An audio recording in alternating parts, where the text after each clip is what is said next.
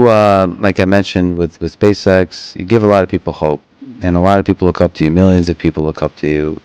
If we think about young people in high school, maybe in college, what advice would you give to them about if they want to try to do something big in this world, they want to really have a big positive impact? What advice would you give them about their career, maybe about life in general? Try to be useful. Do things that are useful to your fellow human beings, to the world. It's very hard to be useful. Very hard. Are you contributing more than you consume? Can you try to have a positive net contribution to society? I think that's the thing to aim for. Not to try to be sort of a leader just for the sake of being a leader or whatever. A lot of time, the people you want as leaders are the people who don't want to be leaders. So, if you can live a useful life, that is a good life, a life worth having lived. And like I said, I would encourage people to use the mental tools of physics and apply them broadly in life. They are the best tools. When you think about education and self-education, what do you recommend? So there's the university, there's self-study, there is hands-on, sort of finding a company or a place or a set of people that do the thing you're passionate about and joining them as early as possible. There's taking a road trip across Europe for a few years and writing some poetry. Which trajectory do you suggest? In terms of learning about how you can become useful, as you mentioned, how you can have the most positive impact.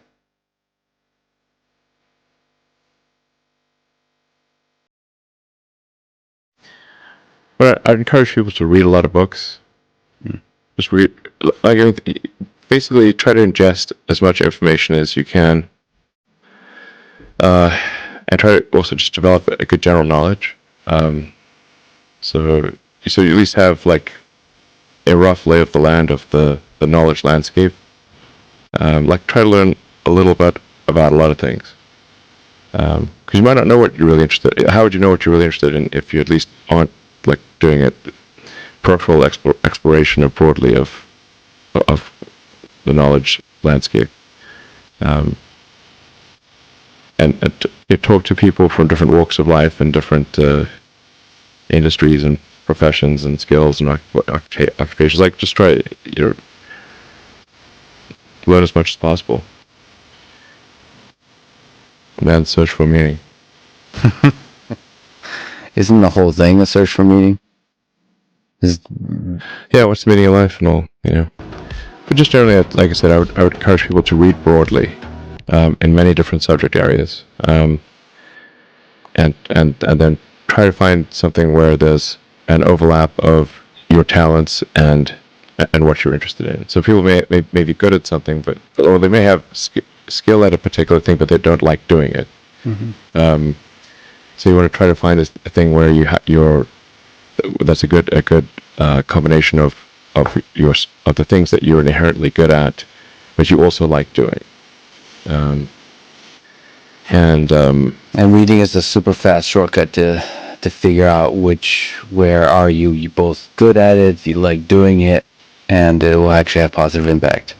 Well, you got to learn about things somehow. So reading a broad range, just really read it.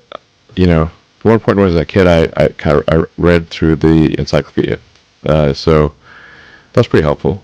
And also things I didn't even know existed. Well, lots, obviously. And it's as broad as it gets. Encyclopedias were digestible, I think. Whatever, 40 years ago. Maybe read through the condensed version of the Encyclopedia Britannica. I'd recommend that. You can always skip subjects where you read a few paragraphs and you know you're not interested, just jump to the next one. So read the encyclopedia or skim through it. And but I put a lot of stock and certainly have a lot of respect for someone who puts in an honest day's work to do useful things, and just generally to have like not a zero sum mindset, or like have more of a grow the pie mindset. Like if you sort of say like when we see people like perhaps including some very smart people kind of taking an attitude of like doing things that seem like morally questionable, it's often because they have at a base sort of axiomatic level a zero sum mindset, and they, without realizing it, they don't realize they have a zero sum mindset, or at least they don't realize it consciously. And so if you have a zero sum mindset, then the only way to get ahead is by taking things from others. If it's like if the pie is fixed, then the only way to have more pie is to take someone else's pie. But this is false. Like obviously the pie has grown dramatically over time, the economic pie. So in reality, you can have to overuse this analogy. You can have there's a lot of pie. Yeah, pie is not fixed. Yes. So you really want to make sure you're not operating without realizing it from a zero sum mindset, where the only way to get ahead is to take things from others. Then that's going to result in you trying to take things from others, which is not good. It's much better to work on adding to the economic pie. Maybe, so creating, like I said, creating more than you consume, doing more than you, So that's a big deal. I think there's like a fair number of people in finance that do have a bit of a zero sum mindset. I mean, it's all walks of life. I've seen that. One of the reasons Rogan inspires me is he celebrates others a lot. There's not creating a constant competition. Like there's a scarcity of resources. And what happens when you celebrate others, you promote others, the ideas of others, it actually grows that pie. I mean, the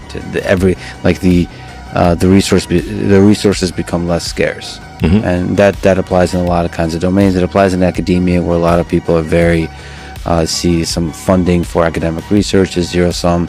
It is not. If you celebrate each other, if you get everybody to be excited about AI, about physics, about mathematics, I think there'll be more and more funding, and I think everybody wins. Yeah, that applies, I think, broadly. Yeah, exactly.